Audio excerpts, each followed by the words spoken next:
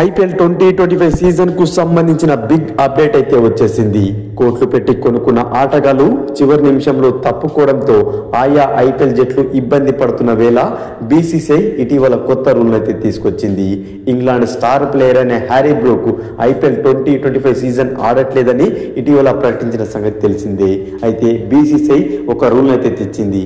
ఆ రూల్ ఏంటంటే ఎవరైతే ఆటగాడు మెగా వేలంలో అమ్ముడుపోయి సరైన కారణం చెప్పకుండా సీజన్ నుంచి తప్పుకున్నట్లయితే ఆ ఆటగాడి పైన 2 ఏళ్ల పాటు నిషేధం అయితే ఉండబోతుంది.